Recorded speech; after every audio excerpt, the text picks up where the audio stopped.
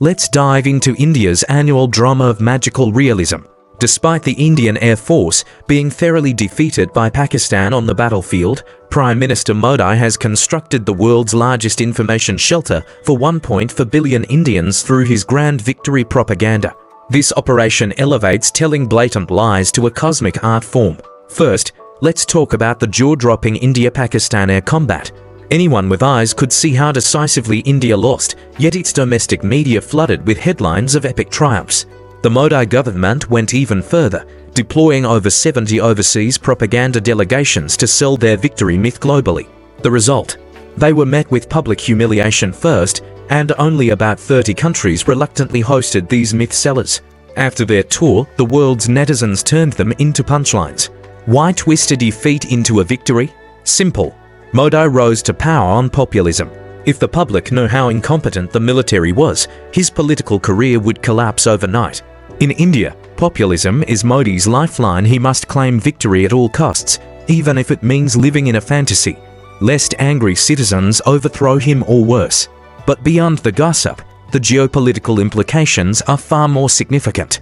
After India's comprehensive suppression by Pakistan, the immediate casualty is the Rafale fighter jet's international reputation, with orders collapsing left and right. The Rafale was supposed to be India's prestige purchase, but now it's a liability.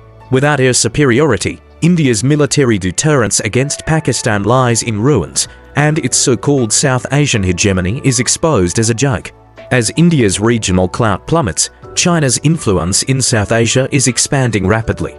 If this trend continues, the once South Asian hegemon could soon degrade into an ordinary nation. India isn't about to accept this fate quietly. Its solution: buy. Desperate to suppress Pakistan's J-10C fighters, India needs 5th-gen fighters, but there are only 3 nations capable of producing true 5th-gen aircraft: China, the US, and Russia. Since India sees China as an adversary, it refuses to buy Chinese weapons, leaving only the US F-35 and Russia's Su-57. Russia's Su-57 is plagued by pitiful production delays. Even if India ordered today, delivery would take ages. The US F-35, with its mature production and vertical takeoff capability ideal for India's carriers, seems tempting. But the F-35 is reserved for close allies. India's membership in the US-led Quadrilateral Security Dialogue isn't enough. To get the F-35, India must become a loyal pawn in America's China containment strategy, mirroring Japan or Australia. India faces a stark choice: remain independent and fade into irrelevance, or cling to US hegemony to sustain its great power delusions.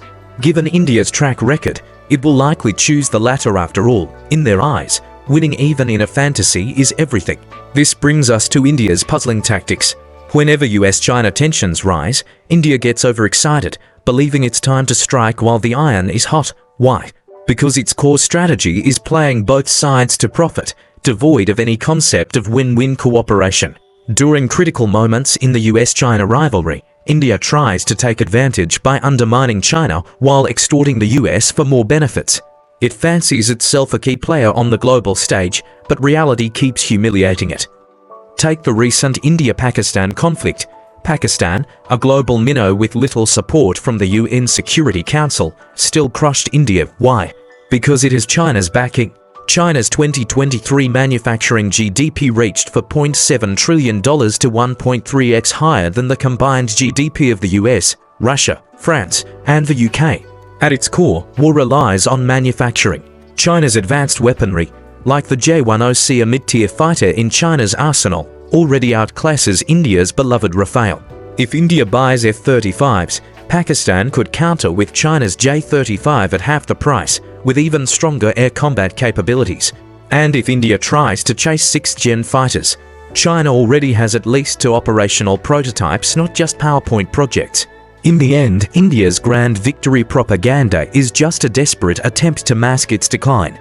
As the saying goes, you can fool all the people some of the time, but you can't fool all the people all the time, especially when your military shortcomings are on full display for the world to see. From India's predicament, we can clearly observe the overriding trend in today's world: cooperation with China opens up ever-growing opportunities, while confrontation leads to a narrowing path.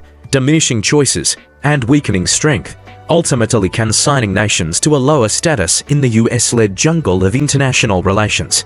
This is India's future destiny if it continues to oppose China.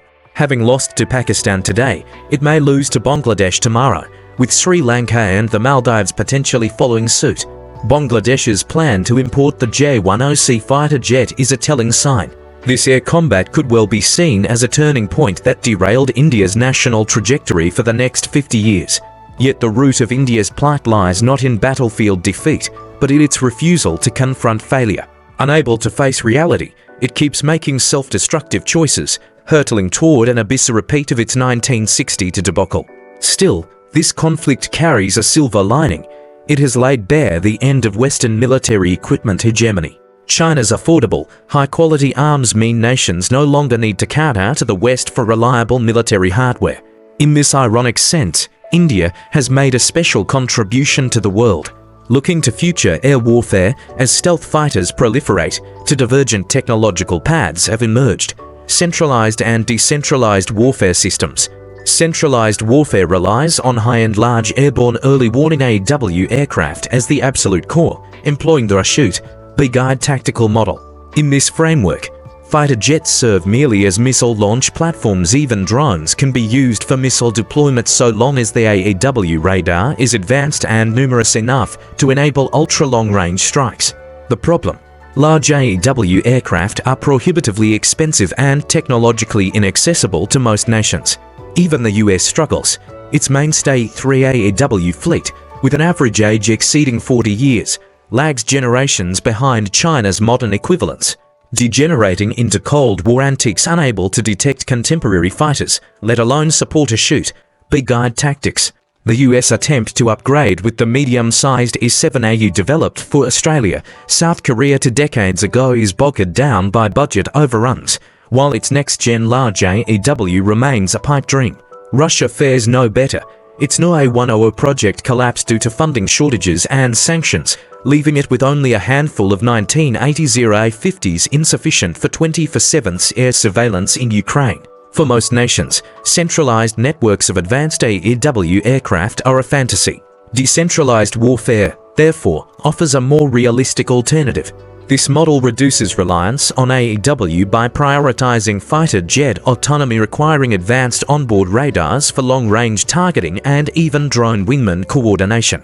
This demands larger fighter sizes to accommodate sophisticated systems, posing significant upgrade challenges. Which path has China chosen? Why choose when you can have both? Centralized dominance. China fields the Y-20-based KJ-300 large AEW, KJ-500 medium AEW with a fleet of 50 aircraft, the world's largest, carrier-based KJ-600 small AEW, and WC-9 large unmanned AEW capable of networked operations. These cutting-edge, continuously upgraded systems make China the global leader in combat-ready AU networking for a shoot, be guide, or even a lock, be shoot, see guide tactics. Decentralized innovation.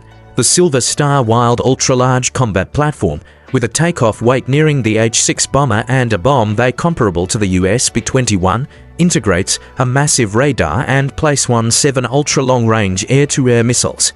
As a 6th-gen stealth platform capable of supersonic cruising, it outclasses the B-21, functioning as a ghost fortress capable of striking enemies hundreds of kilometers away.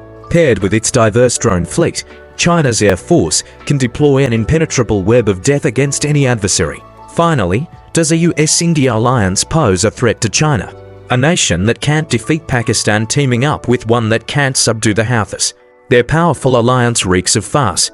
Perhaps it's time they ditch the posturing and join China in building a community with a shared future for mankind before their self-destructive path becomes irreversible.